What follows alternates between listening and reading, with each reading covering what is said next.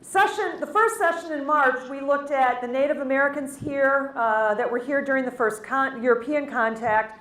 We spent some time looking at the Ojibwe, the Odawa, and the Potawatomi, which were the three prominent groups that were here during that time period.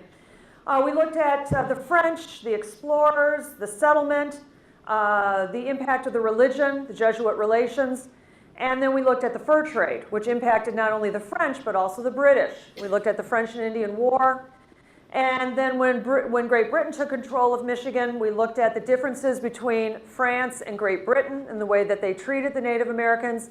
And then we looked at what resulted, the Pontiac's Rebellion, and then we got into the American Revolution. Where we were in April, we picked it up. We looked at the American control of Michigan, and we looked at the impact of the fur trade with the United States. One thing, we looked at the Land Ordinance of 1785. And remember the Land Ordinance of 1785, which was created by the Confederation Congress, what had been the Continental Congress, dealt with how the land was divided and sold. The one piece that we talked about, and we'll touch on this ever so briefly, was the Northwest Ordinance of 1787, and I'm going to be referring to that a little bit more this evening, so I want to go over that. We looked at the relations between the United States and the Native Americans, the impact of transportation. We also, of course, covered the War of 1812. Oh, yes, as we said, the United States won, yes. The relations between the Native Americans and the United States and the treaties that resulted in those associations. The challenges that Michigan had as far as settlement, and then specifically we looked at the impact of transportation, specifically the Erie Canal, and how many people came to Michigan via the Erie Canal, especially how many people came from New England and New York. We talked about the Yankees in Michigan, and one of the books I recommended was Brian Wilson from the Religion Department at Western Michigan University, his book called Yankees in Michigan. It's fantastic. It's great. And then where we ended it, we actually ended it by looking at the two local governments we had in Michigan, the township and the county. And when you look at where these two come from, it makes perfect sense. With the township coming from New England and the county form of government basically coming from New York. So when you look at the two forms of government we had in Michigan, because of the amount of people we had from these two areas of the United States, I don't know if it makes sense, but that's why we have both the township and the county government. And I can see Dr. John Clark in the back sitting there going, okay. A political thing, that's pretty good. All right, so where we ended it last time, and yes, I do this thing, John, where I just pick on people in the audience, so bear with me, I'm sorry. Before we get going on statehood, though, I did want to bring up something, because one of the things I have liked to point out for people when we talk about Michigan history is how Michigan history is still in the news, but still in the news in a different way. One of the things I mentioned last week was about the suit that was filed by the Little Traverse Bay Band of Odawa Indians. It was actually filed around 2015, and it goes back to one of those treaties. It was a treaty that they signed with the federal government in 1855, and at that point, it established a reservation for the Little Traverse Band, and what they want to do is get control of that reservation land. Now, what's interesting about this is when you look at what is on their reservation land. Charlevoix, Petoskey, Harbor Springs, Boyne Mountain. So it hit the papers in 2016. Read an interesting article earlier today about it, sort of refreshing. Nothing's really happened at this point. It looks like it's not going to go. It's going to go in federal court, but the case isn't going to begin in 2019. And what I thought was really interesting is the case is going to be heard in Kalamazoo at federal court. It's going to be a long case. I mean, we're looking at years. And what exactly, the Little Traverse Bay Band, they have their image of what they want to control. One of the things they talk about is they want to control the kinds of laws that their children are under when they're in like foster care and things like that. But then you've got these communities that are concerned that the Little Traverse Bay Band is going to want to take control of all this tourist area or whatever. I'm not really too sure, but this stuff keeps popping up. And what does it refer to? It goes back to that treaty from 1855. So there's a lot that we read about that reflects Michigan history. Okay, well, we ended it last week with, last week. Yeah, it just seemed like a week ago. Actually, it was a month ago. Where we ended it in April was talking about the road to statehood. Now, I just want to briefly review, because this is a really key piece, and we won't go into as much detail as what we talked about before. And that was the Northwest Ordinance of 1787. And this map over here shows some of what we were dealing with. Now remember, for those of you that were with me last time, here you come with the quiz. And if you don't answer, I'm going to pick on you people. Okay. One of the basic tenets of the Northwest, well, the basic tenet of the Northwest Ordinance, the reason for it was how to govern the Northwest. And the Northwest were these areas right here that we think of: Ohio, Indiana, Illinois, Wisconsin, and Michigan. Okay?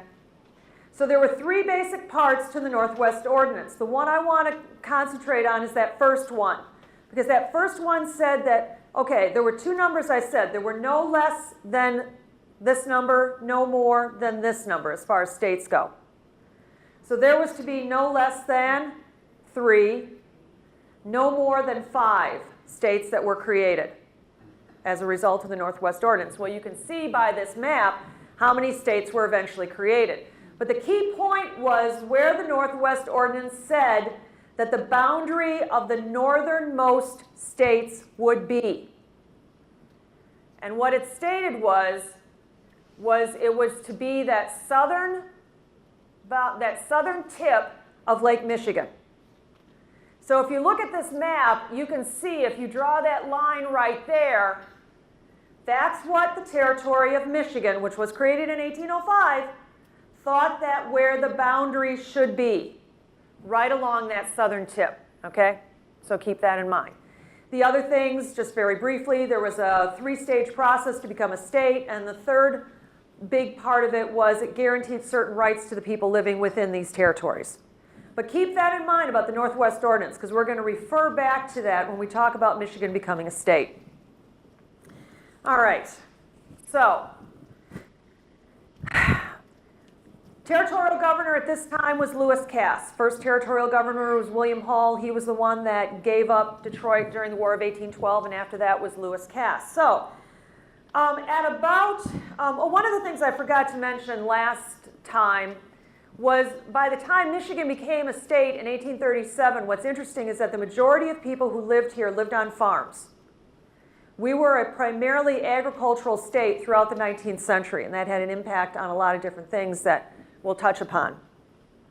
So with the Northwest Ordinance, as I said, there were 3 stages to become a state. Michigan was a territory. That was the first stage. Cass wanted it to a second stage, and when you got to that second stage, then you had some type of representation. You could create like what we might refer to as a state legislature or a state house or something like that. So there wasn't much interest in the Michigan territory, and the reason why is because if you wanted to go up to that second stage and create a legislative body, you had to pay for it yourself as a territory. So the federal government was not going to give you any kind of money. But they were able to send a non-voting delegate to the U.S. House. And by 1825, what Michigan decided to do, instead of having a bicameral legislature of what we might call a house, and then the second body might be a legislative council, they decided instead just to have a legislative council, because I think it might have been cheaper for them. So if you look at this map here, you can see what happened to that southern boundary of Michigan, because you have these 3 areas here that have become states by this time period.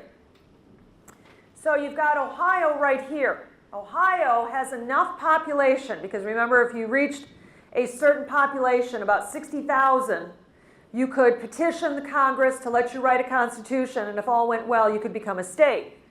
So they became a state, and you can see the boundary that they had right there. And what it was said, it was really sort of confusing, but what it said was Ohio would become a state with the northwest boundary, except if the Maumee River was north of the line, then it was in Ohio. That is very confusing. If you know your Ohio geography, the Maumee River actually flows into Lake Erie, and it's right about where Toledo is. So because it was north of that original Northwest Ordinance boundary, they managed to include the Toledo, what we know as at the Toledo Strip. Indiana became a state in 1816. Now what they were able to do is they were able to extend their boundary 10 miles north of the boundary that they were supposed to have under the Northwest Ordinance. Had that not been the case, when I was in Michigan City yesterday enjoying myself and supporting the Indiana economy, had that boundary stayed the way it would have been, I would have been supporting the Michigan economy. Because you would have had Elkhart, Michigan City, South Bend would have been within the state of Michigan. But there was one thing that why Indiana pushed that up to get those 10 extra miles. What do you think they wanted? Access to Lake Michigan. They wanted access to Lake Michigan. And they were able to do that. Illinois, 1818. Now they really go beyond that Northwest Ordinance boundary. They go 60 miles north. Specifically why, I'm not really too sure. Obviously, they wanted to include Chicago and Fort Dearborn at that time. Whether it was access to Lake Michigan themselves, I'm not really too sure. So, you've got these three areas. They're getting what they want. They are not. Reason why? They've got power. Because once you become a state, you have what? Senators? Voting, and you've got House of Representatives. Michigan has a non-voting delegate in the U.S. House, so they don't really have too much power whatsoever. And reviewing what we talked about in April, the reason why these states did very, very well, again, gets into transportation at this point in time. Because you had that national road that started in Maryland and worked its way west to Illinois. Michigan, the Erie Canal was up here around in the New York area, but that did not open up until 1825. So transportation had a big impact. So here we review what we just talked about. You can see the chronology a little bit. So you've got the Northwest Territories created that year after the ordinance. Ohio becomes a state. 2 years later, we become a territory. And then you have these other two states here. And Michigan finally moves to the second stage. The thing that gets, Michigan says that they felt, and they hold on to this for many, many years, that the Northwest Ordinance is like a constitution. So in the territory of Michigan's eyes, the Northwest Ordinance cannot be altered because they feel it's a constitution. So the question is, was the Northwest Ordinance a constitution or was it an ordinance? And if it was an ordinance, then Congress could probably change it any way that they wanted to.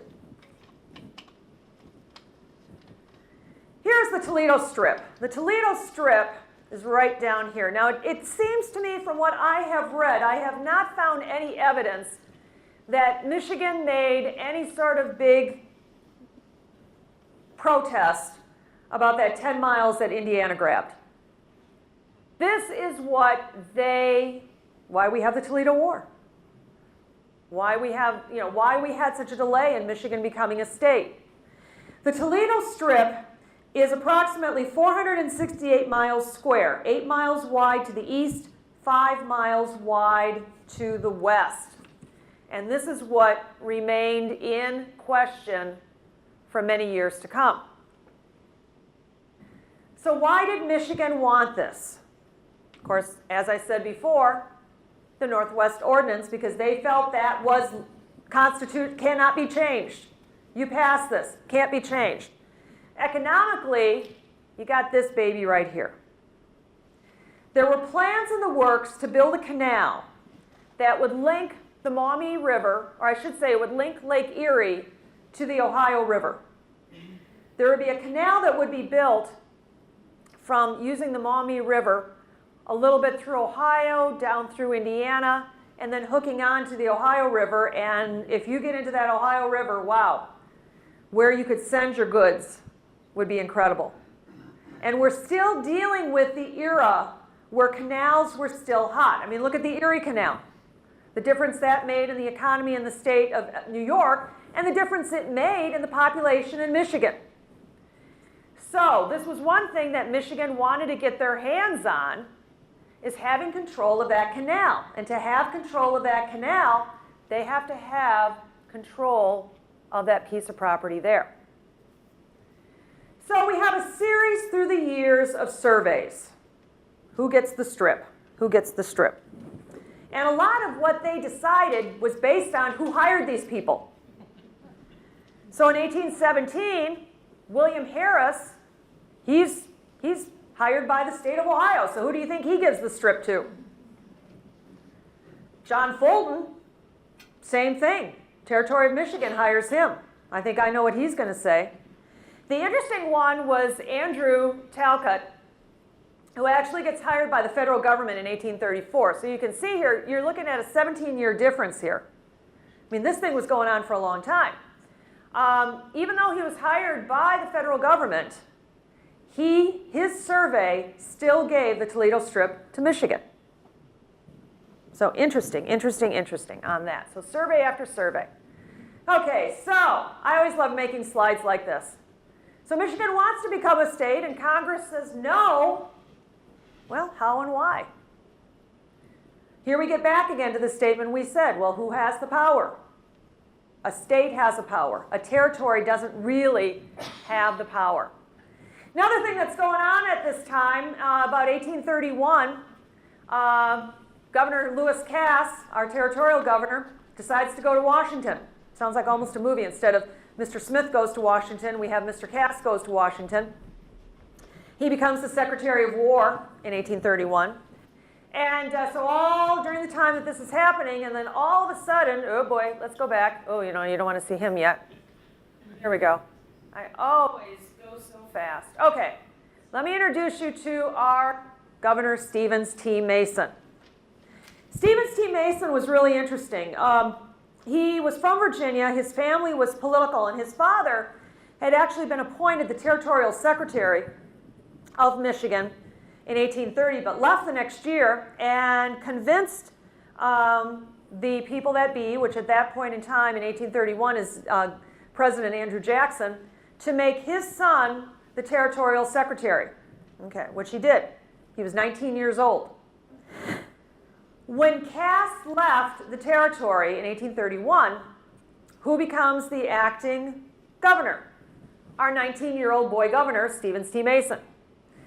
Now, through the years, Andrew Jackson appoints various other individuals to be governor, but they either get sick or they die. And so, starting in 1831, this is the guy that really is in charge.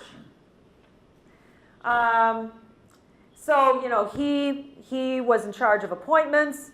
He sent bills to the legislature. He signed appointments.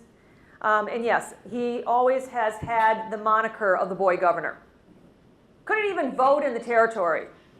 You had to be 21 years old to vote. He's the territorial governor. Okay. 1834, Michigan decides to do a census, and guess what they find out? They've got more than enough to become a state. They're 24,856 people ahead of where you had to be to become a state. Things begin to heat up in 1835. Because there really isn't too much motion going on in Washington. They're debating it back and forth. One of the assignments that I gave my students to do, which I found really interesting, is I had them read the newspapers from that time period from one of our databases to see what was going on with the discussion around this time period. What they basically found out is that it was a real hot topic in Michigan, really hot topic in Cincinnati, like in Ohio newspapers. really hot in Washington, D.C., but everywhere else, nobody was really paying any attention to it. But anyway, so the beginning of 1835, things were beginning to get to a point of, I don't know if you want to say no return or whatever. Territory of Michigan passes what is referred to as the Pain and Penalties Act. The Pain and Penalties Act very simply just said that there was to be no official business in Toledo, the Toledo Strip, under the penalty of fine or jail. Ohio wasn't going to stand for that. They actually decided to name the county of the Toledo Strip after the governor, Lucas County. And so if you're traveling down the turnpike and you see Lucas County, they named it after that. The actual Toledo War happened during the spring and summer of 1835. To be quite honest, we were really lucky with the emotions that were surrounding this between Ohio and Michigan. We're really lucky that there wasn't any serious injuries. Benjamin Stickney, who named his sons 1 and 2. Seriously, 1 and 2 Stickney. Benjamin, I think, got injured, nothing really seriously. I mean, we were very, very lucky. But when you read it was sort of funny because the Historical Society of Michigan, which was started by Lewis Cass and is still in operation, they coordinate in Michigan History Day. And it's a national program, and it's for grades 4 through 12, and there's a central theme, and students come up with, if they're going to do an exhibit, or they do a paper, or a lot of different things for this. It usually happens around in March. So I had a young man come to see me because he wanted to do the Toledo War. He didn't know who he was getting into. I go, oh yeah. Take him over, show him all this stuff. And I said, well, what would you like to hear? He said, I want some trash talking about the Toledo War. Which is sort of funny when you get into these papers from the 1830s, and I'm explaining to him, and we're talking about words that have like maybe 5 or 6 syllables, and I'm trying to explain to him, this is trash talking at that time period. So I don't know how impressed he was or not. Unfortunately, I didn't get to see his exhibit, but I don't know what he was expecting. I don't think it was as much as what he said, and I wish I could remember some of those words because they were just really great. So what we have, the situation here was you had Stevens T. Mason marching his force into Ohio trying to defend it. Like I said, we were very, very lucky. But then meanwhile, we decided to go ahead and write our first Constitution. We've had 4 constitutions in the state of Michigan. I like bringing these up because they sort of set the stage for what we have these days when you see this. So it was important with this Constitution. They did it in 45 days, if you can believe it. They wanted to keep it very, very simple. And if you see right here who you voted for, it was very simple. Now, at this point in time, the governor and lieutenant governor ran separately. So you could have a governor from one political party and the lieutenant governor from another political party. So you were voting for, of course, obviously you were also voting for a U.S. House rep. You were not voting for a U.S. senator, but you were voting for these people right here. There was a statement about education, and we'll talk about that also this evening, where they established a lot of things about education as far as setting the framework. One of the things that they did say was that the position of the superintendent of public instruction could not be eliminated. They also wanted the state to engage in internal improvements. They saw what New York did with the Erie Canal and how much money they were making because of the Erie Canal, and they wanted to do the same thing. And then one of the other things about this Constitution in 1835 is it finally eliminated slavery. And we talked about this in March, that we had the institution of slavery in Michigan. The Northwest Ordinance of 1787 didn't really eliminate it, it more grandfathered it in. By 1837, when they formally eliminated it, we had about 3 slaves that were left in Michigan, which I find is really ironical because we've got all these, these anti-slavery societies going around, and we still have 3 slaves. That right there is really interesting. So we've got a constitution. We've got these skirmishes in Toledo. Fortunately, nobody gets killed. And so he is right in the middle of it. And so I think that here's the portrait that you always see of Stevens T. Mason, holding a legislative act, I can assume, with his hand on his hip. Jackson tried to get rid of him on numerous occasions. Did not really work. So let's talk about the big guy here. And literally, this slide makes him look like the big guy. President Andrew Jackson wades into this. He wants to moderate the situation, which I find really interesting that at this point a president wants to play an active role in the settlement of this skirmish between Michigan and Ohio. Now, I would say that he did this out of the generosity of his heart, and I'm sure he did, but Andrew Jackson had an ulterior motive. And the ulterior motive was this. So it's 1835. There's something coming up in 1836. And I won't even ask Dr. Clark to give me the answer. We've got an election coming up. We've got a presidential election. And as we learn, every 4 years, is it the popular vote that elects the president? No. Dr. Clark? No. Thank you, Dr. Clark. Because we know in reality in our current situation, what elects the president? The Electoral College. Okay. So Andrew Jackson wades in. And if you remember your American history, Andrew Jackson had a favored candidate at that time, Martin Van Buren, who had served as the Secretary of State and had also served as the Vice President. The other thing, too, and I never touched on this, now we're going back to the Missouri Compromise of 1820. The Missouri Compromise of the 1820s said that you had to have that balance between free state and slave state. You could not have more than one as opposed to the other. The state that was, the southern state that was right in line to become a state was Arkansas. And Arkansas was ready to go. And once they became a state, that threw the balance out. That threw the balance out. So, what are you going to do? Ta-da!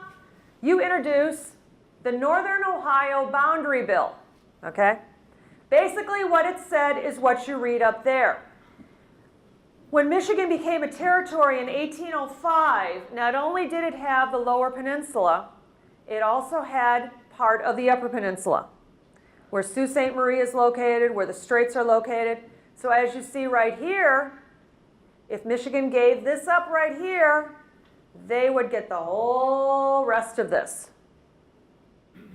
So that's what the Northern Ohio Boundary Bill said. Michigan had a hard time wanting to accept this, and how they did it, well, I love this when you read the newspapers from the time period. My favorite quotation was in the Pontiac Courier on May 14th, 1836, they felt that the western part of the Upper Peninsula was only fit for habitation of white bears, frogs, and tortoises. I can understand white bears. I can't understand frogs and tortoises. So there was all these comments in these newspapers about we can't accept this. You know, it's not good, like I said here, it's not fit for habitation, it's not fit for people to live. You know, what are we going to have up there? What's ironical is that when you look at through the history, okay, you've got the Jesuit relations, where the Jesuits talked about the copper up there. You've got Lewis Cass, who in 1820 takes an expedition and they travel around Michigan and they collect specimens. You've got Douglas Houghton, who has collected specimens of copper. Even going back further, thousands of years ago, the archaic Indians, the prehistoric archaic Indians were mining copper. So, you know, the British tried it, the French tried it. Oops, that's for the fall.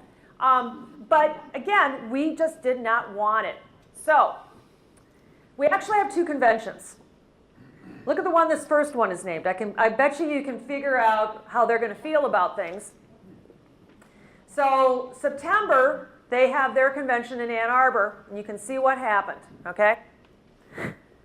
But wait, never underestimate the power of persuasion, or never underestimate the power of money, and never underestimate the desperation. And I have to tell you, the reason why Andrew Jackson wanted to settle it is he wanted Ohio's electoral votes to go to Martin Van Buren. He wanted those, and they had a lot. So anyway, so what happens? Well, so the federal government says, let's make this a little bit sweeter. We're going to give you money. So what they propose is this.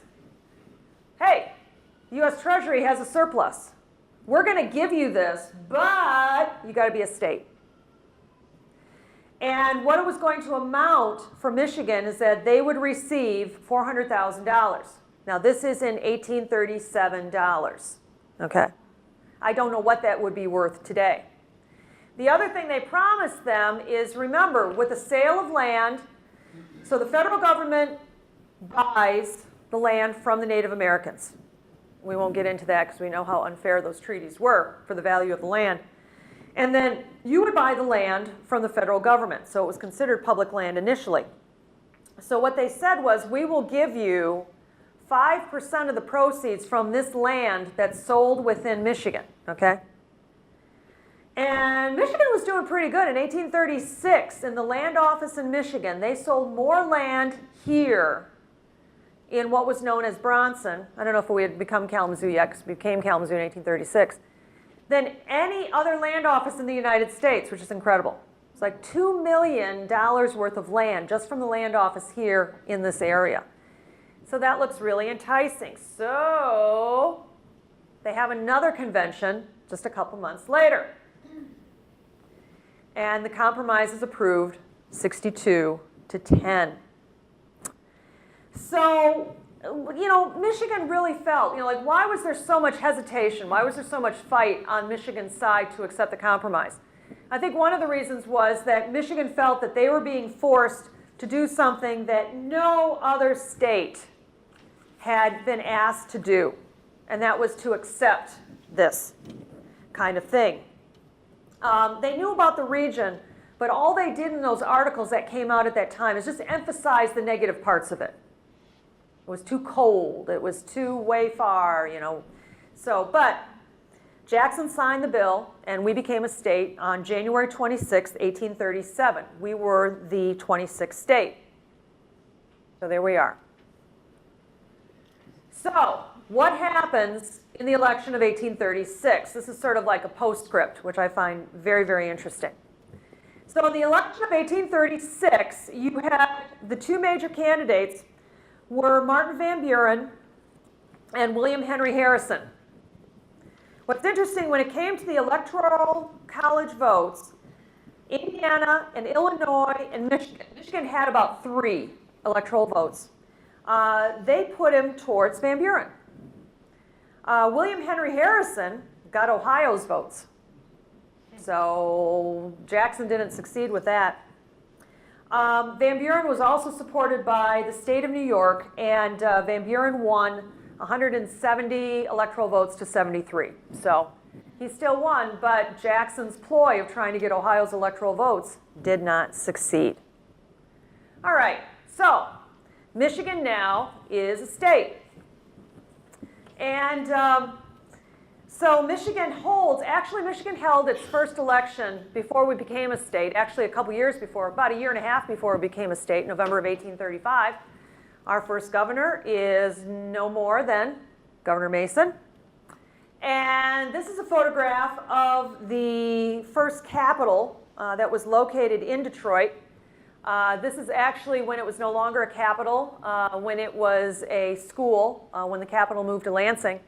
And there's a park in Detroit called Capitol Park, and that's approximately where the Capitol was located. We have 2 houses, a House and a Senate, state Senate. We have 2 U.S. senators and 1 rep. And the state, even though we send these senators and this House rep to Washington, D.C., they still can't do anything because we're not officially a state, but we do begin to pass laws. Now, we did receive money. Oh, here's where I found out. That $400,000 in the Treasury was worth $8.4 million. And the land sales were sort of hard because in 1836 there was a total of 4.2 million acres sold in Michigan, which would have been about 5.8 million. But remember, the money that you got from the federal government didn't start until 1837, so I have no way of knowing how much we really got from that time period, from the sale of those lands. Now, one of the things that we do notice is that, okay, so here we have the surplus. But the other thing that's interesting at this time is what the federal government gives states to support public institutions. They don't give them money, they give them land. Now, this doesn't mean that you're supposed to build that institution on that piece of property. What that means is you sell that land, and that's what you use to fund it. So when we look at some of our early schools, our early public buildings, even our internal improvements that we're going to talk about, the money they get from the federal government is in land, not actual cash. Well, as I said, the Constitution encouraged us to do internal improvements. And one of the things that they were tempted by is what they saw in New York because of the Erie Canal. So Erie Canal opens up in 1825, and within 10 years, look at how much the state of New York is earning from that. $3 million. That's very, very tempting. So what we decided to do, and this was actually passed about the same time that we became a state, when it comes to internal improvements, we decide to, there's three basic things we decide to do. Canals, railroads, and of course you got to raise the money. So they want to still have canals, so we're going to build 2. And what we're going to do is we're going to link these rivers together.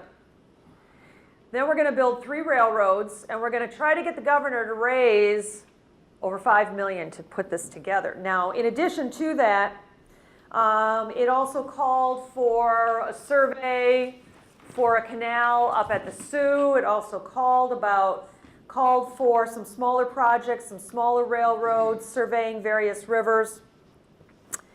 And so Mason, on top of everything else, has to go and try to find the money. He does go to New York, and he's able to raise the money. Unfortunately, he doesn't get everything. Now, what happens at this time in 1837? We are having a major national economic depression. It was called the Panic of 1837. Land sales were down, everything was down, but Mason still pushed through and was able to raise about half of what they needed. And here's the other projects that they were looking at: railroads, surveys, and a canal. Okay, so money, money, who has the money? The first thing they get started is this canal. So it begins about a year after the law passes, and this is going to start at Mount Clemens. And the thing that happens is, for many of these people, they don't have, when they do the canals, just like with the Erie Canal, they don't have the technology to be able to put this together. So they're really learning as they go along. And so you can see here, starts in 1838, and within about 5 years, they've only completed 12 to 16 miles. Now here's a really nice map, really nice illustration. So you've got basically what they were hoping was to connect Lake St. Clair to Lake Michigan. So what you've got is you've got this canal, so it starts at the Clinton River, and you've really got an artificial waterway here that's connecting. You can see Howell, Hastings, and then coming up to Singapore. And I don't know how many of you have not heard about Singapore. Singapore is now a ghost town. Unfortunately, fairly soon, I think it's going to be, unless things change, under a marina. But it's right around the Saugatuck area. It's right on Lake Michigan, right at the end of the Kalamazoo River. So they complete Mount Clemens to Rochester. As I said, that took 5 years. They used picks, shovels, wheelbarrows. They built a 20-foot ditch. And it was getting expensive. Cash was tight, so it didn't really go anywhere. And they began to decline. Canals began to decline in popularity for several different reasons. Seasonal. What happens to canals in the winter? They freeze. You know, look at what happens up at the Sioux. They close it down. It is very costly. And the other thing was speed. When you look at comparing canals to what railroads were happening, these are some of the reasons why canals were beginning to decline anyway. Here are some photos of that section running from Mount Clemens to Rochester for the first canal. The completed portion of the canal was barely used. There was a boat that went between Frederick and Utica for about the first year. The first year, the canal only earned about $46 in tolls. A little bit different, $43 the second year. Was mainly used to power private businesses and public utilities. There's a state park located on it, around it today. So the original part of the Clinton to Kalamazoo Canal. They abandoned this and they never started that second canal that was going to connect the Saginaw River to the Kalamazoo River. So then we're looking at railroads. The plan was to build 3 lines. Now there had been some railroads that had been built previously during the territorial period, and those were mostly hubs that would connect a river to a river. But this was going to be a little bit different. So the northern line down here, which they said would run from Monroe to New Buffalo, actually it came down from Detroit, hooked on to Monroe, and went to New Buffalo. This one, the central, was going to go from Detroit all the way to Benton Harbor, and then eventually they were going to keep going to the Chicago area. And the northern was actually going to go up through what became Lansing and through Grand Rapids up to Grand Haven. For those of you that were with me in March, this looks very, very familiar when you look at those Native American trails. Also looks very familiar when you look at the territorial and military roads that we had at that point. So they start building railroads. The southern line made it all the way to Hillsdale. That took about 5 years. The central line was making slow progress. It started from Detroit. It made it to Kalamazoo in 1846. The story that exists about that is it came on a Sunday when the train came through. And they always tell the story about how people left the church to go over to approximately where the train station is now to watch the train come in. Nobody asked the reactions of the ministers when everybody got up and left. Anyway, there were a lot of problems with this internal improvement program. Not only was the funding, because we were in the midst of a depression, and we were going very deep into debt. When you look at what was going on by 1846, Michigan was in debt by $2 million. Some people say it was between $5 to $6 million. But a lot of other states were in the same situation. We were not the only one that this happened. Railroads, what happened, and again, like I said, railroads were sold to private companies, and it was after this time period that the state of Michigan decided not to get into any more internal improvements. And that existed, that continued to exist until the turn of the 20th century when we get into the construction of roads. But from about 1850 to about 1908, we did not get into building roads, anything like that, not anymore. Roads, railroads, nothing. This really had an unfortunate impact on Stevens T. Mason, because he really stuck his neck out to get this program to succeed, and he was the one that was out trying to raise the money. And Bruce Catton, who's an incredible historian, incredible Civil War historian, was born in Michigan, and he wrote a book in 1976 that was a history of Michigan, which is his writing is just unbelievable. It's just great. He says that Governor Mason unfortunately lost everything: his enthusiasm, his popularity, and finally his job. He had caused his state to bite off more than it could chew, and when the whole business exploded, he got all the blame. He did not run again for governor. He moved to New York, and he died at the age of 31. He is buried in Capitol Park in Detroit. They actually redid this. They redid the park. And this statue, his casket, his remains are in that area. So Stevens T. Mason. Well, what other transportation do we get into? Plank roads. Now, the difference with the plank roads is the plank roads were privately funded. The state did not get involved with this at all. Initially, they did issue charters to companies, but then they got out of it. Plank roads, I think this is a great illustration that I found. You know, if you didn't have plank roads, you would basically be attempting to drive your vehicle, your wagon, in mud. So plank roads were smoother. The planks here are about 3 to 4 inches thick, and they're laid on stringers. They're about 16 to 18 feet wide, and they are put together with tar or pitch. They had ditches on either side for drainage. There were 89 built in the state of Michigan for a total of about 1,200 miles. They were called farmers' railroads because it allowed people to bring their products to market, as you can see with this wonderful illustration right here. The state regulated the tolls. You were charged according to how many horses. It was a penny a horse. You were charged how many sheep, pigs, cows you had. It did make life a little bit easier. What normally might have taken 4 to 6 days took 14 to 16 hours in traveling from place to place. And a lot of our early roads had been plank roads. For example, in the Detroit area, Woodward had been a plank road. Grand River had been a plank road.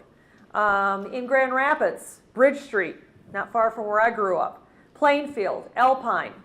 In Kalamazoo, Douglas Avenue was a plank road. In fact, Kalamazoo got the railroad first before Grand Rapids. And so what Grand Rapids did is sent a lot of their goods down the plank road.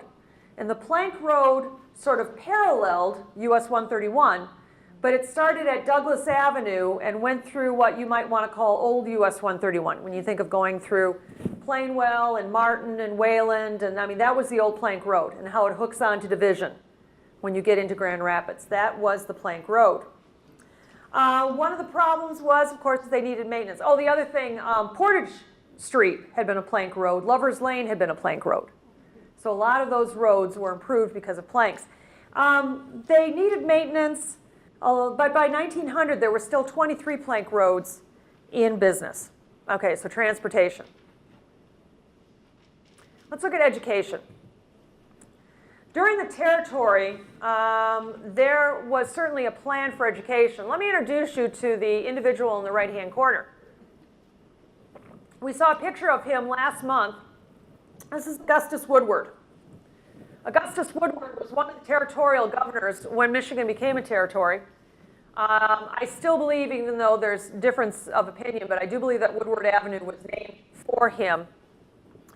Michigan had a reputation for valuing education, and it might have been primarily because of the numbers of people that came here from New England and New York, especially from New England. And the Northwest Ordinance encouraged you to create educational programs. And during the territorial period, as people would move into a community, schools would be created. Many of them were private, religious-based. What we had here was Woodward's vision of a universal education. He called this, as you can see here, I would give you bonus points if you could pronounce this. My best pronunciation is the Cathalopistimiad. It was also known as the University of Michigania. This was Woodward's vision for a complete system of education that would run from what we would consider grades 1 all the way up through college. Not kindergarten, that didn't come till later, much, much later. There would be centralized control. There would be, and the territory would be in charge of it. There would be colleges, academies, schools, museums, libraries, and they would be supported through taxation. The only part of it that opened up was in Detroit. It was called Detroit's First College of Michigania, was created in 1817. Now this had a common or primary school, and it had an academy, which would be construed as like a high school, and it also had, of course, a college. This is the date that the University of Michigan used when they celebrated their bicentennial last year. Now there's differences of opinion about this because this school was open and then it closed, and then there was a period of time before another school opened. So whatever, Michigan has used 1817 as the beginnings of that. During the territorial period, there were certain laws that the territory passed in Michigan that would control things like, for example, if you had so many people, you would have to hire teachers, you would have to hold school for so many months. And one of the things was academies. Academies would be started sometimes by private organizations, private institutions. That would be high school, because the territory only encouraged like education up to 8th grade. If you wanted to go to high school, then that would be a private type of affair. One of the things that the territory did is that it did issue charters to people who wanted to create academies.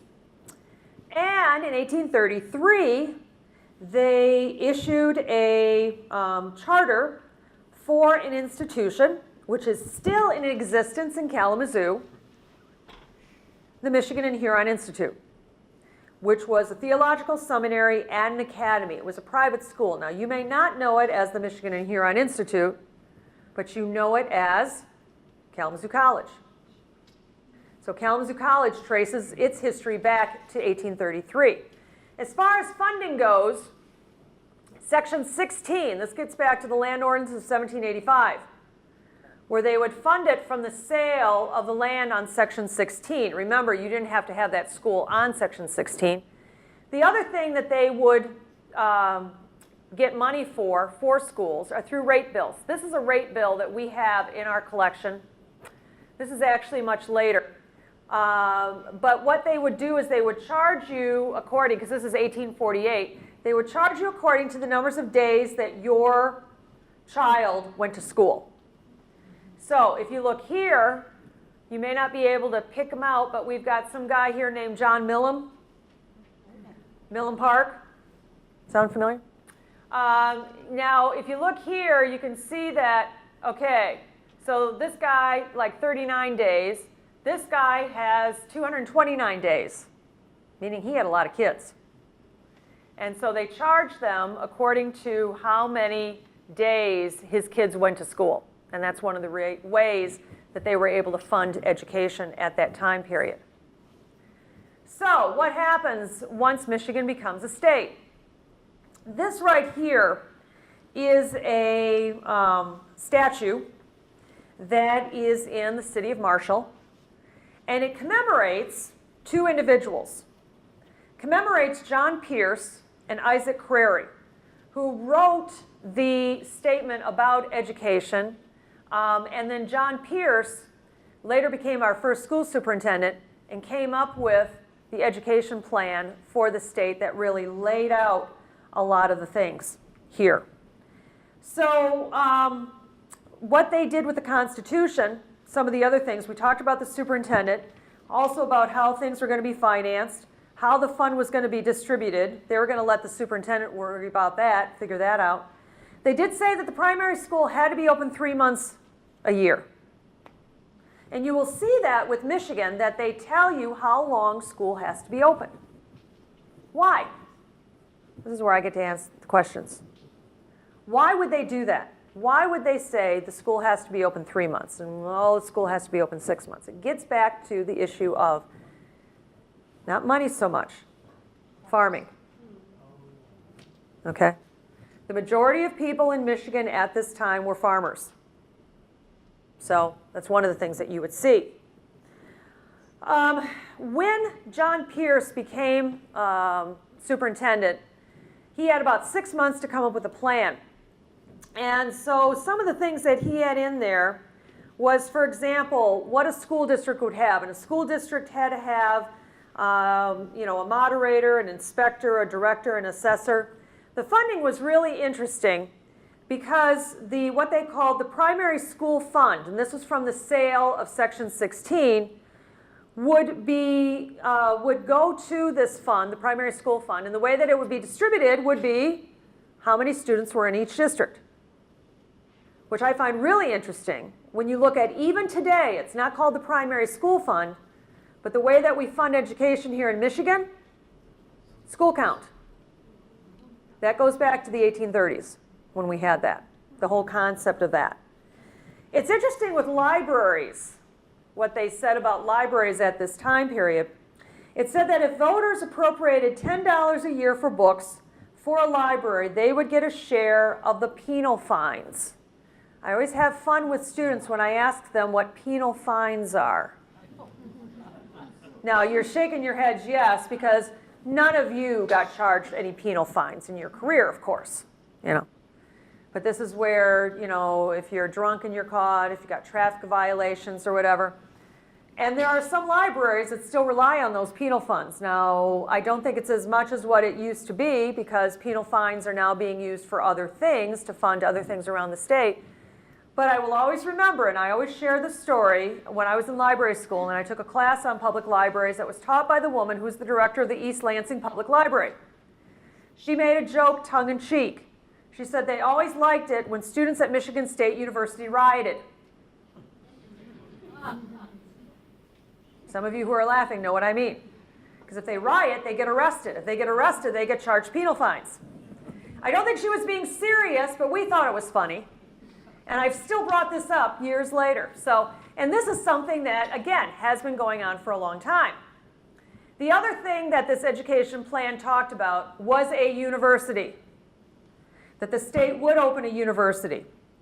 And what they did was they created the University of Michigan. There were to be a board. It would be literature, arts, science, law, medicine. The admission fee was $10, and if you lived in Michigan, your tuition was free. The federal government gave them 72 acres to sell, to fund this, and the Ann Arbor Land Company donated another 40 acres for a school in Ann Arbor. Now, the other thing that the education plan also said was there would be branches. Now, what were those branches supposed to be for? The branches were supposed to prepare the students to go to the University of Michigan.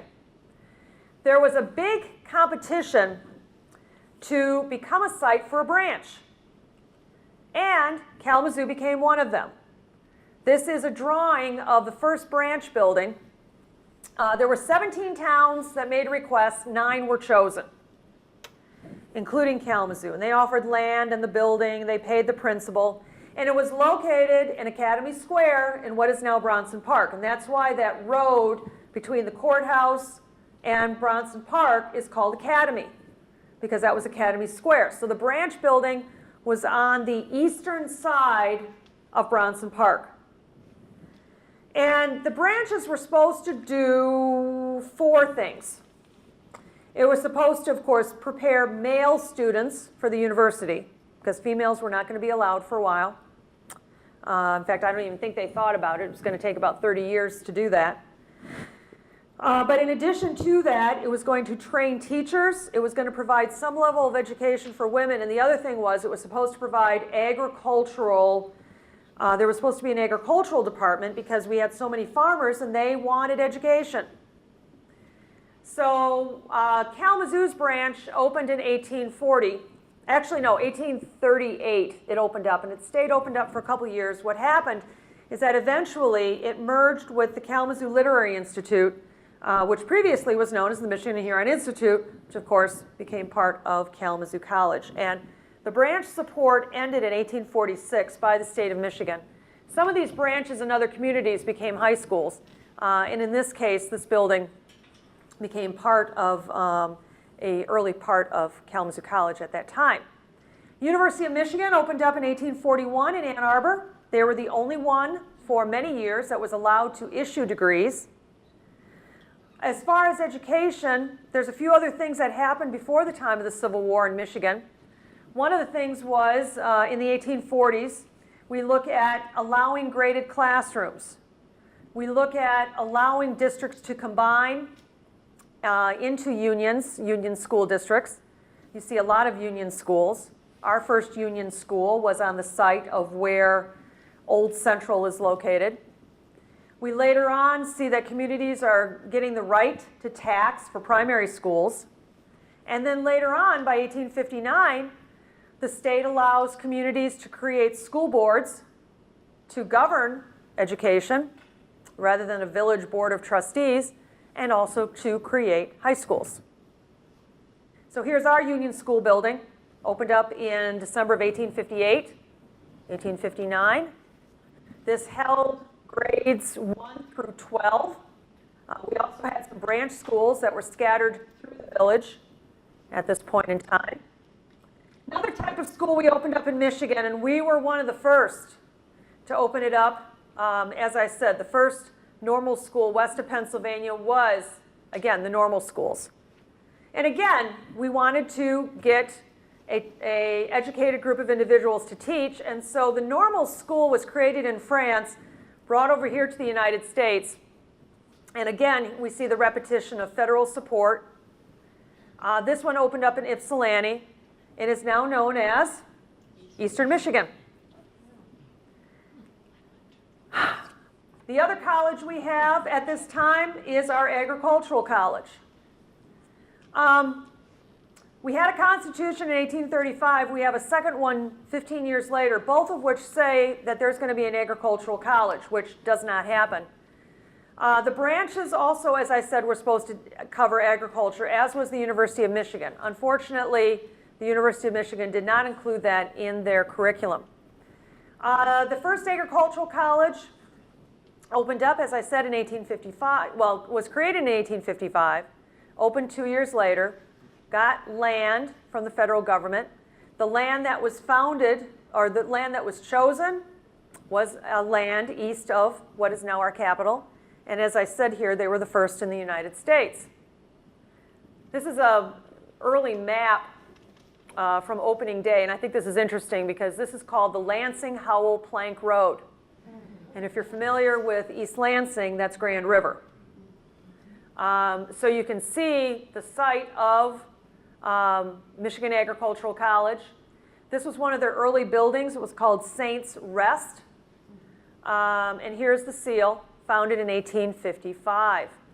So agricultural. So you can see the roads that we're taking in the area of education in Michigan, known for that. We were the first to have an agricultural college. We were the first state west of Pennsylvania to have a normal school. So the impact of that. We had a number of private colleges that you see listed here that many of whom, in fact, all of them are part of what's the MIAA. All have some, well, they're founded by different denominations. Of course, Kalamazoo College leading the way with the Baptist Church. We also had, at this point, before the Civil War, a number of schools for Native Americans. We actually were known for our quality at this point in time for education for Native American children. We had a number of federally supported day schools. We had 20 in Michigan. In 1860, our schools had a very high ranking. Unfortunately, what changed was after the Civil War, when we went to, as I said here, more of a boarding school system. This is Harbor Springs. These two buildings that were part of the school for Native American children were located near the Catholic Church. Those recently came down within the last, I think, maybe 10, 15 years. And these two pictures, this one right here and this one right here, is the school up at Central, in Mount Pleasant. There was also another school. There were 3 of them. We had boarding schools in Baraga, Harbor Springs, and Mount Pleasant. What they did in these schools, unfortunately, is try to erase their culture, their language, their practices. And so we went for being known for excellent schools because the earlier schools were day schools. So the Native American students would go to school and then go home to be with their parents. But 30 years, 25, 20 years later, I guess unfortunately there was the feeling that was perpetuating the culture too much, and so they wanted to do whatever they could to wipe it out. And unfortunately, these schools, at least one of the schools, Mount Pleasant stayed open until the 1930s. Harbor Springs stayed open a little bit longer than that, education. All right, we're going to spend the rest of the evening covering a few other things before we end this evening. Let's talk about the state capitol. Initially, when we were a territory, later when we were early state, it was in Detroit. But our Constitution did say that we were going to have to choose a new one. Reasons you can see here: movement against large cities. There were a lot of states at this time that were going and changing their state capitals to more smaller cities. Our population was shifting rather than focused just solely on the east side of the state. It was shifting towards the central and the west. We were concerned about things that were going on in what was called the Patriot War over in Canada, and then also concerned about what was going on with Detroit. So there were a number of cities that competed. Marshall went so far as to build the governor's house.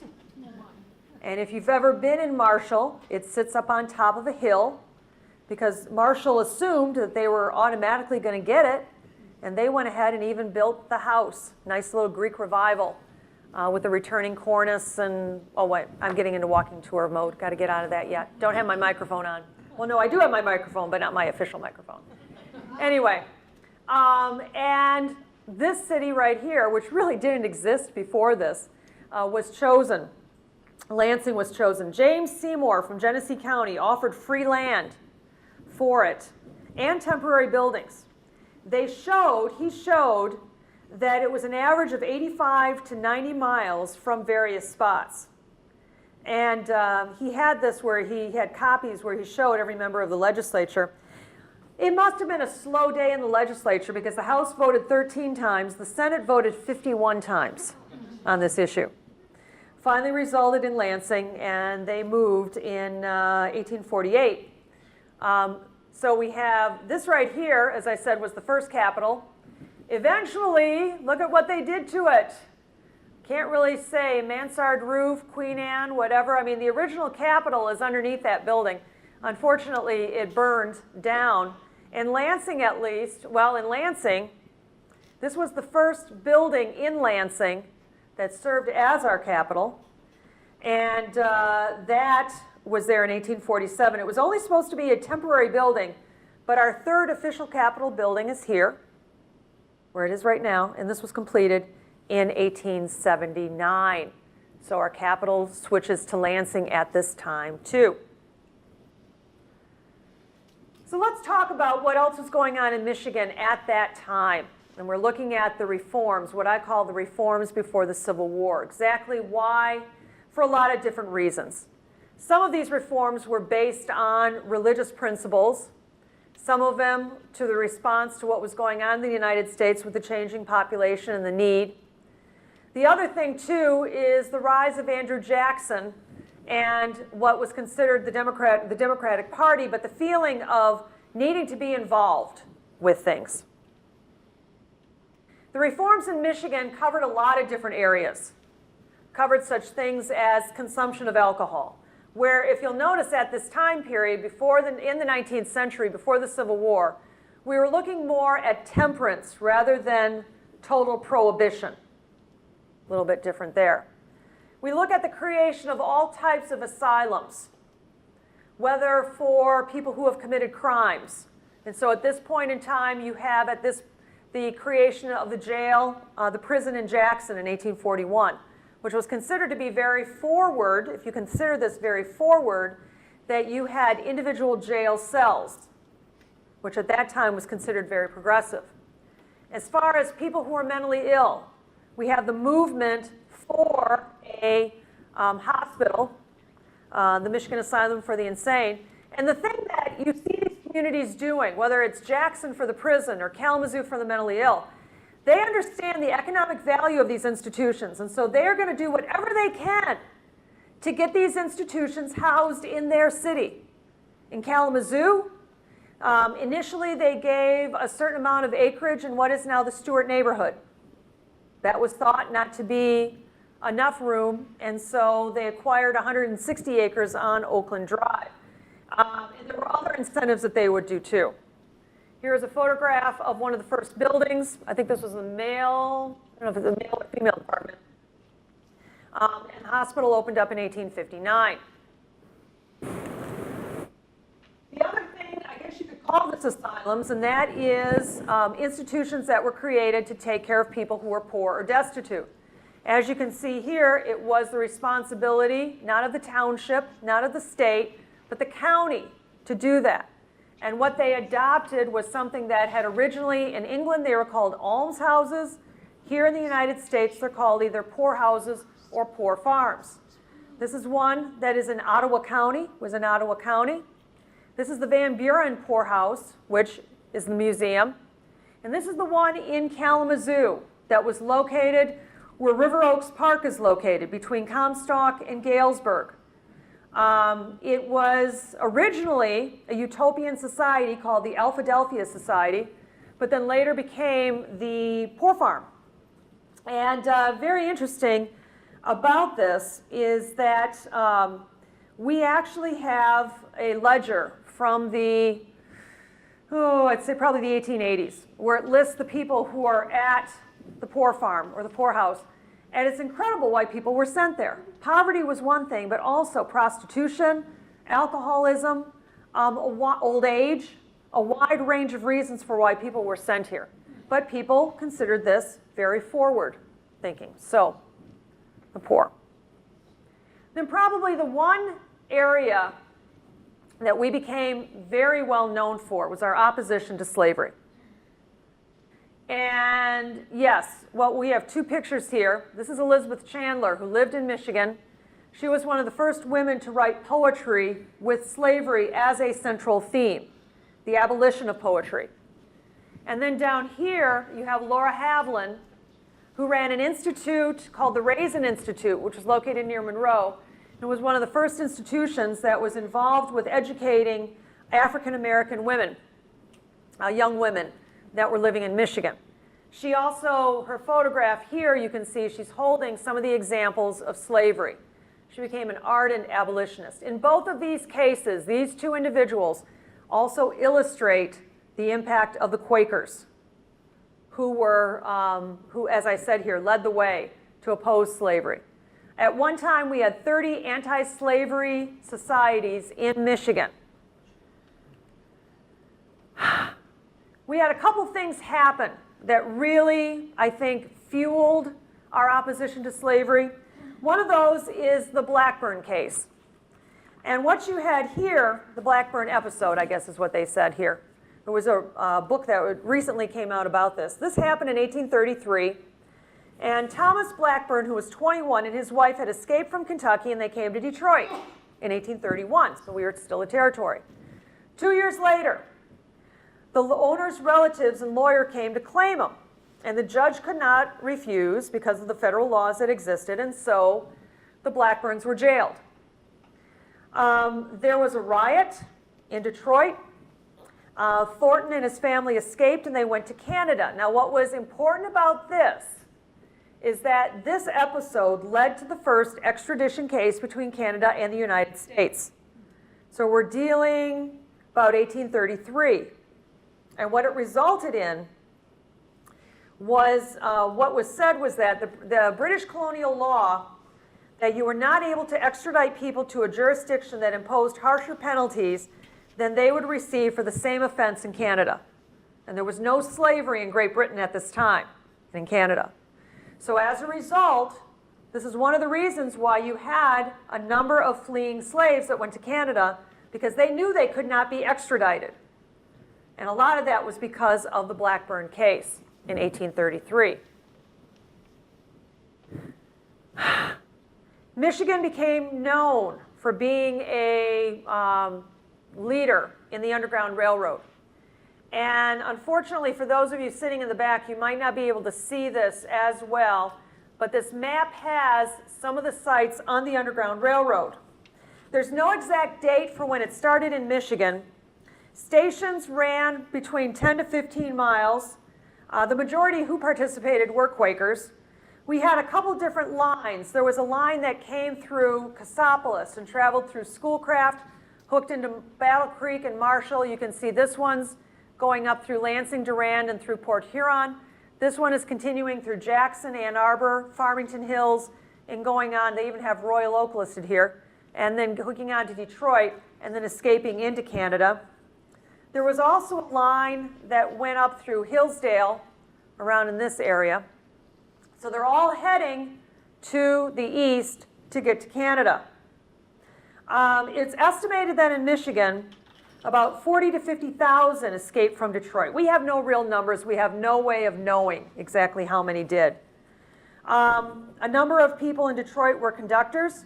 The thing that's interesting in Cassopolis, in Cass County, there were a number that chose to stay in Cass County. There's a ramp town near Vandalia that you have that there. So we have people like in Schoolcraft. You have Nathan and Pamela Thomas, and I'm so excited because we just acquired some letters from Pamela Thomas, not during the time that she was involved with the Underground Railroad, but after that. I doubt very highly that she said much because she really didn't say too much to people. But they were in the middle of the village, so people had to know what was happening. Up in Battle Creek, you had Erastus Hussey, whose house was around the area of where the Kellogg Foundation headquarters are located. So you see here mostly we're down in the southern part of the Lower Peninsula. I've had people in Kalamazoo that have said that their house was on the Underground Railroad. I rather doubt it, or even up in Grand Rapids, because I think the point of it was to get in and get over as quick as you could and not go all that north. Here we have the house that Nathan and Pamela Thomas used, which is now owned by the Schoolcraft Historical Society. Here's a picture of Nathan Thomas and his wife, and this was the house that he built for her after the Civil War. They moved this house away, and they built this one in its place. The state responded in a couple different ways. One of the ways that they did was to pass the personal liberty laws, or what was also known as the Personal Freedoms Act, 1855. Now, Michigan was not the only state that did this. And what it did primarily is it gave fleeing slaves certain rights. So for example, here, they got the right of trial by jury. They got the right of appeal, habeas corpus, knowing what they were going to be charged with quickly. Court costs were covered. Local prosecutors could not be used, or local jails could not be used to house fleeing slaves. That's just an example of the kinds of things that were out there. One of the things I want to say, though, before we leave this part of this reform, one of the things that's interesting when you look at Michigan is, yes, Michigan opposed slavery. Michigan opposed slavery because many people did feel it was not right, but then you also had opposition on the economic side where a number of farmers thought it was not fair when they looked at labor costs, okay? And they thought that it was very unfair what southern planters were getting because of their labor costs compared to what they are. But still, we were known for what we did on the Underground Railroad. All right, I'm sort of reluctant. I guess what I'm going to do is just talk about one more thing, and then we're going to probably have to end. And there's a good reason for why we will stop here. It was at the same time that Michigan's second constitution came up. Reasons were, number one, we were in debt because of that internal improvements project. The other thing was because of Andrew Jackson, people wanted to participate, as I said, in government. Basically, some of the things that you see here were, we elected everybody. You name it. Governor, lieutenant governor, secretary of state, attorney general, all of the boards of regents for the University of Michigan and the Michigan Agricultural College. So a lot of the people that we vote for now. It did create some of our court systems that we know now. This was Circuit and Supreme. No internal improvements. They set the debt ceiling. And as far as the franchise goes, as far as who could vote, you had white males over the age of 21, immigrants who said that they would be citizens, Native Americans who rejected their tribal loyalty, and what was interesting about this was the issue of African American voting. What they said was they would put the issue of African American voting up to the voters themselves. What I find ironical is that with Michigan being so heavily involved with the Underground Railroad and so against slavery, when it came to deciding on whether or not African American males should have the right to vote, they were turned down by the vote of 32,000 to 12,000. So they were not given the franchise. They were not given the franchise until after the Civil War. All right, so how much time do I have left, Beth? 5 minutes. No, Beth is turning. Okay, I'll do this real quick. Well, no, I won't. I think we better stop here because Beth is giving me the sign that it's going to stop. Where we will pick this up in the fall is we will talk about the political party system in Michigan at this time period and look specifically at different parties that were created and why did the Republican Party start here in Michigan, what were the reasons, and that sort of leads into discussion about the Civil War. So what we'll do then in the fall is we'll pick up this story and get more into Michigan during the 19th century. Anybody have any questions up to this point? Yes? What happened to the governor's house in Marshall? It's still there. I'm assuming it's privately owned, but they never really succeeded at making it the mansion, so. Is that a historic tour that they do? I don't know if it's on every year, because it's not owned, like the Honolulu house is owned by the Marshall Historical Society. I'm not sure who owns it, but I don't think this is owned by this. Western was originally an auto school. It was, and we will get to that later. You're right. Central, Western, and Northern. Northern Michigan was also a normal school. Yes? What part of Detroit, you said the Canals started in Detroit before it was moved? Yes. What part of Detroit? No? Downtown Detroit, I can't tell you why. I sort of discovered it, I didn't really discover it. When my daughter was doing the marathon, we found it. It's Capitol Park, so it's not far from the Joe Louis Arena. And it's a very, very small park. They've got the statue of Mason with his remains, and they've got a little model of the state capitol that used to be there. So the Mason Capitol's down, the statue's down there. Yes. Yeah, it's the park itself is more like triangular, and it's surrounded by all these buildings. So, I mean, there's no signs that lead to it. You just sort of walk by and you go, oh, there it is. Any other questions? Yes? Why were the people of Michigan allowed to vote in the national election before they became the state? They were not allowed to vote in the national election, but the thing that Jackson wanted, well, no, let's see. Because they had, Yeah, they did vote. Well, no, the thing that they did was, I don't know how that's interesting. I don't know how. because they had electoral college representation as well. Well, even though they're a territory, I think they're still allowed. And when you look at the Virgin Islands are allowed to vote in the, what, they're not? They're not, John? They don't get electoral college votes. Territories don't get electoral college votes. But they do get to vote in the election, don't they? They can, they try? Okay. I don't know. None of my books ever say that. It may have had to do. It may have had to do with the timing of when statehood Yeah, actually, the date. that with the election of November of 1836, maybe they were close enough that they let them vote. I'm not really too sure. And the electoral college would not have met then for at least No. 2 months. Maybe they would have meant after the College of Assent or the Convention of Assent. Any other questions? Thank you so much for joining me March, April, and May, and have a good summer. Hope to see you on my walks, and we'll pick this up in the fall.